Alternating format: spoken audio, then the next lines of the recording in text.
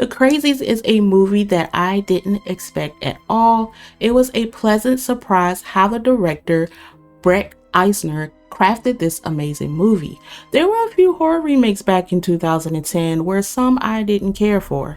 When I watched The Crazies for the first time, I was intrigued by how the storyline was going to go since we already had the original film created by George A. Romero. The story is set in the small town of Odin Marsh, Iowa, where a mysterious toxin contaminates the water supply, turning the residents into violent homicide maniacs. As chaos ensures, a small group of survivors attempt to escape the town and the quarantine imposed by the military. The movie started with a man with a shotgun walking across the baseball field, and you have the small town sheriff David trying to see what is wrong with him and convince him to come with him, but that is obviously does not work because David accused him of drinking and found out he didn't have any alcohol in his system. There were signs and symptoms of each character that seems possessed. The glare of staring, the repeating words, the black oozy coming out of the nose, and the violent behavior. Even with the town doctor Judy that was examining one of the patients, he was very zombie-like and was repeating the same words over and over again. But the doctor thought nothing was wrong with him and sent him back home. And on that same day, he murdered his own family. No one doesn't know what's going on, which made the movie interesting, and I was at the edge of my seat because I wanted to know what was harming the townspeople. As more residents exhibit bizarre and violent behavior, David, his pregnant wife Judy, and Deputy Russell begin to realize that something is terribly wrong. They discover that a crashed military plane has contaminated the water supply with a biological weapon called Trick. David urges Mayor Hobbs to shut off the town's drinking water supply. Hobbs refused to authorize them, but David does so anyway. But it was too late because everyone was contaminated.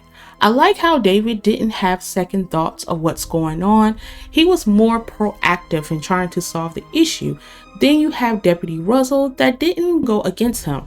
The central relationship in the film, David and Judy's bond, is tested by the unfolding horrors. David's protective instincts and Judy's ways are key to the survival. Their relationship represents the emotional core of the movie, providing a counterpoint in the surrounding chaos. What made David a likable character? He was willing to sacrifice for his wife, especially when Judy was taken away because she was flagged as infected. But it was due to her pregnancy because she had an elevated temperature. When David had a conversation with one of the townspeople regarding their wives being taken away, and David mentioned that he's going back to get his wife, David was getting judged and encouraged him to leave his wife behind. I've always said when there's a crisis, people will show their true colors. The friendship between David and his deputy Russell is another critical dynamic.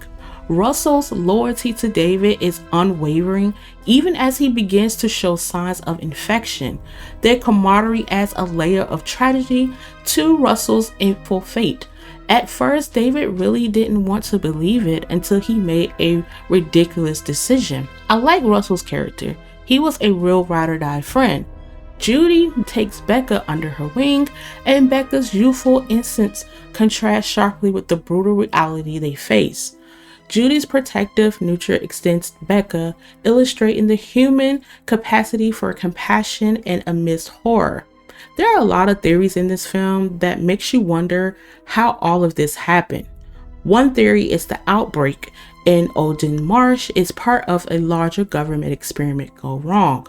The presence of the military and their ruthless approach to contaminate suggests a deeper and more sinister motive behind the Trick's virus.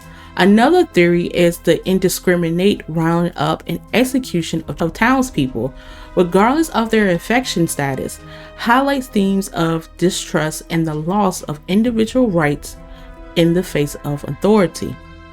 The infection in the Crazies could symbolize the latent violence with society triggered by external forces. The writing in this film skillfully balanced character development with escalating tension. The dialogue is sharp, and the pacing keeps the audience engaged from start to finish.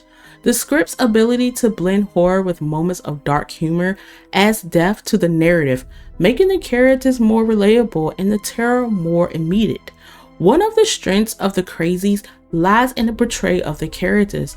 The film takes its time to develop its central figures, making them relatable and emotional. Dave Dalton emerged as a compelling protagonist, a man who is forced to confront his own inner demons and make difficult choices in the face of adversity. The supporting cast, like Judy, also delivers strong performances, contributing to the film's overall emotional impact. Beyond its thrilling narrative and engaging characters, The Crazies offers thought-provoking themes that enhance its depth. The film explores the society and the ease which order can crumble in the face of unforeseen crisis. It raised questions about human nature and the potential of violence to emerge even the most seemingly stable communities.